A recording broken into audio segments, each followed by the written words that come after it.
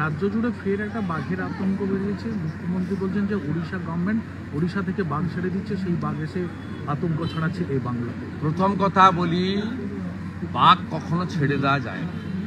দেখুন না, একটা বাঘ 5টা জঙ্গল পেরোলো, 5টা জেলা, 5 দিন আতঙ্কে ছিল, স্কুলও বন্ধ ছিল।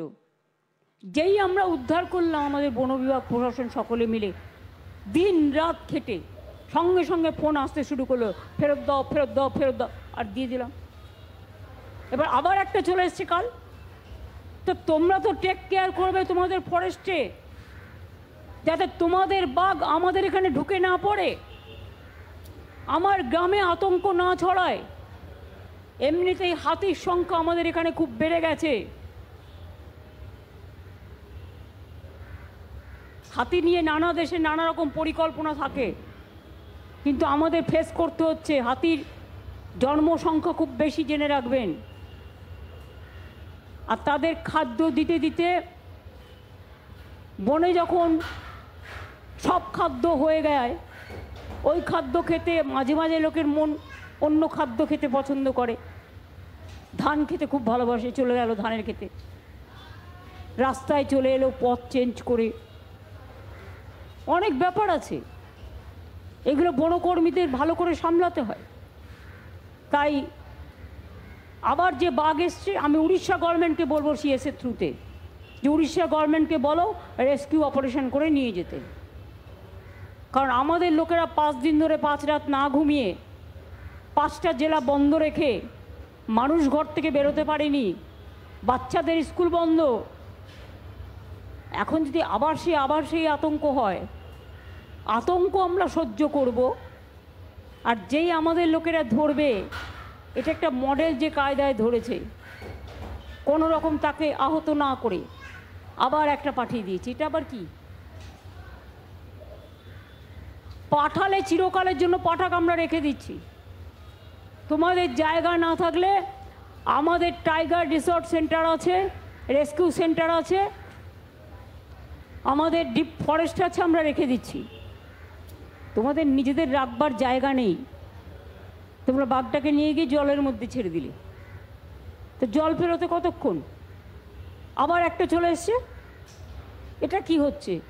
আমি উড়িষ্যা গভর্নমেন্টকে দোষারোপ না করে অনুরোধ করব, please send your forest team and rescue your tiger. Every time don't blame us, because our 5 district people suffered a lot for 5 days for this rescue operation, and after recovery you just want that tiger should be returned, এবং আমাদের police convoy করে তাকে return দিয়ে এসছে। কিন্তু আবার একটা এসে ঢুকেছে কালকে, you send your forest team to rescue the tiger so that our people should not suffer. এটুকু আমি নিশ্চয়ই বলবো অ্যাজ এ হিউম্যান বিং। বন্য জন্তুকে আমরা ভালোবাসি, তাদের প্রোটেকশন দেওয়া যেমন আমাদের কাজ, তেমনি মনে রাখবেন একটা মানুষের জীবনের দামও কিন্তু আছে। একটা মানুষের জীবনের দাম থাকবে না। অনেকে একতরফা বলে, আমি দুতরফা বলি। কারণ বন অরণ্য, জঙ্গল, পাহাড়, সমুদ্র, প্রকৃতি মাতার উপাদান, সবাইকেই আমরা ভালোবাসি। সাথে সাথে মানুষের জীবনটাও রক্ষা করতে হবে। মাছ ধরতে গেল, বাঘ এসে কামড়ে দিল, তুলে নিয়ে চলে গেল।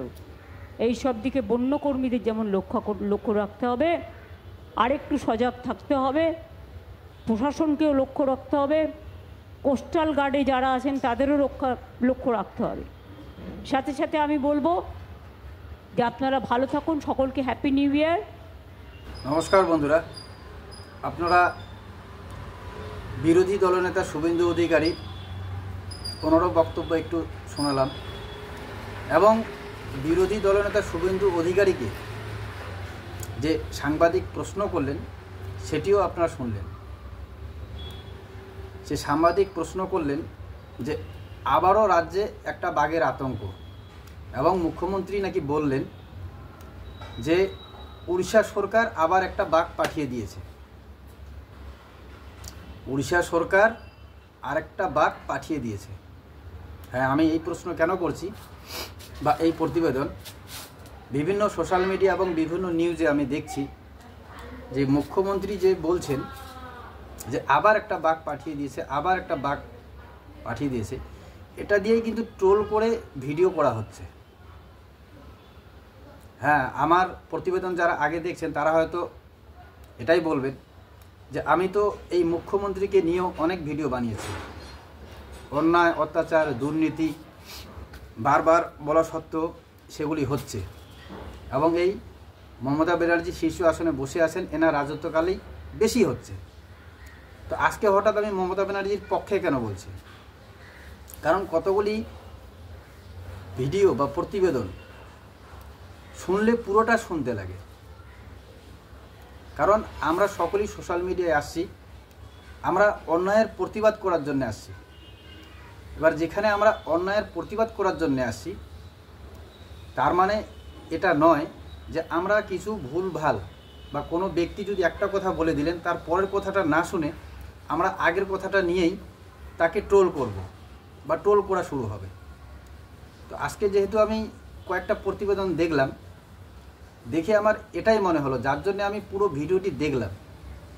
দেখার পরেই কিন্তু আমি আপনাদের সামনে সেই শুভেন্দু অধিকারীকে প্রশ্ন করা নিয়ে সাংবাদিকের যে প্রশ্ন সেটাও শোনালাম, এবং মুখ্যমন্ত্রী যে কথাগুলি বললেন, কি প্রসঙ্গে বললেন।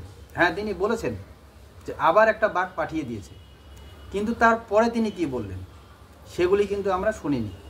যার জন্য আমি এই পুরো প্রতিবেদন নিয়ে আসলাম, মমতা ব্যানার্জি পুরো ভিডিওটাতে কি বলেছেন সেটাই। কারণ তিনি যেমন বলেছেন যে আবার একটা বাঘ পাঠিয়ে দিয়েছে, কিন্তু একটা বাঘ 5টা রাজ্য পার হয়ে আসার পরে আমাদের যে রাজ্যে এসে যায়, আসার পরে যে বাঘিনী জিনাত এসেছিল, সে বাঘিনী আসার পরে 4 দিন সেখানকার স্কুল এবং লোকের যাতায়াত, ঘোরাফেরার ব্যবস্থা সব কিছু বন্ধ ছিল। আমরা ভিডিওতে দেখেছি বা আপনারাও দেখেছেন বা সেখানকার হলে বুঝতে পারবেন যে সেখানকার লোকেরা জলের জন্য, খাওয়া দাওয়া তো ভুলে যান, তারা জলের জন্যও আন্দোলন করেছিল, অনেক ঝগড়াও হয়ে গেছিল। তো তারা খাওয়া পাচ্ছিল না, কারণ তারা 5-6 দিন থেকে ঘরবন্দি হয়েছিলেন। তার মানে শুধু একটা বাঘ এসে যাওয়ার বড় খবর না, বা মমতা ব্যানার্জি বললো সেটাও বড় খবর না। সবথেকে বড় খবর হচ্ছে সেই এলাকায় তাণ্ডব চালাতে পারে, একজন মানুষকে মারতে পারে, এবং শুধু বাঘটা আসার কারণে যে 4-5 দিন সেখানকার লোকালিটি, সেখানকার লোকজন যে কষ্ট উপভোগ করেছেন, যে দুর্ভোগ ভোগ করেছেন, সেটার জন্য দায়ী কে হবে? এবং এটাও তো বাস্তব যে আমরা খবরের মাধ্যমে দেখেছি প্রায় 30-35 লাখ টাকা খরচা হয়ে গেল সরকারের, 5-7 দিন ঘুম উড়ে গেল, সেখানকার লোক এত কষ্ট দুর্ভোগ করলো, তারপরে কিন্তু সেই বাঘকে আবার উড়িষ্যায় পাঠিয়েও দেওয়া হলো। তাহলে মমতা ব্যানার্জি কোথায় ভুল বলেছেন?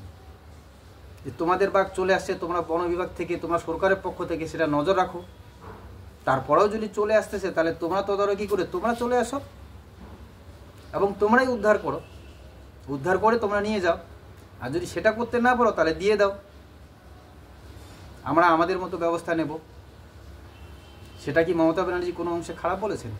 আমি তো ব্যক্তিগত মতে বলবো যে না, তিনি ঠিকই বলেছেন। হয়তো ওনার জায়গায় যে কেউ যদি পশ্চিমবঙ্গের একজন মুখ্যমন্ত্রী হতেন, তিনিও তাই বলতেন। এটা কেউই বরদাস্ত করবে না, এটা বলারই কথা।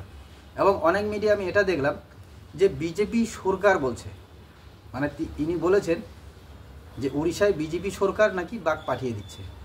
এটাও এক ধরনের ভুল, তিনি বিজেপি শব্দ করেননি, তিনি সরকারের কথা বলেছিলেন। এবং এটাও বলেছিলেন, যেটা অন্য মিডিয়ারা দেখাচ্ছে না, তিনি কিন্তু দোষারোপ করেননি, তিনি রিকোয়েস্ট করেছেন যে বাঘ যদি চলে আসছে আপনারা নিজেরাই আসেন, নিজেরাই উদ্ধার করে নিয়ে যান। তো বন্ধুরা, পুরো প্রতিবেদনটি আপনারা দেখলেন। আমি যে প্রতিবেদন করলাম তার মানে এটা না যে আমি তৃণমূল নেত্রী মমতা ব্যানার্জি বা তৃণমূল সরকারের সাপোর্টার। হ্যাঁ, আমি মমতা ব্যানার্জির সাপোর্টার বা সাপোর্ট করি, তবে সব ব্যাপারে না। যেমন নিচে যদি দুর্নীতি হয় আমি সেই কোথাও তুলে ধরি, সমালোচনা করি মমতা ব্যানার্জির, যেটা ন্যায্য বা যেটা ন্যায় সংযত আমি সেটাই সবসময় বলার চেষ্টা করি। তো আপনাদের যদি এই প্রতিবেদন ভালো লাগে তো আপনারা এটা শেয়ার করবেন এবং চ্যানেলে নতুন হয়ে থাকলে আমার চ্যানেলটি সাবস্ক্রাইব করবেন। জয় হিন্দ, জয় বাংলা।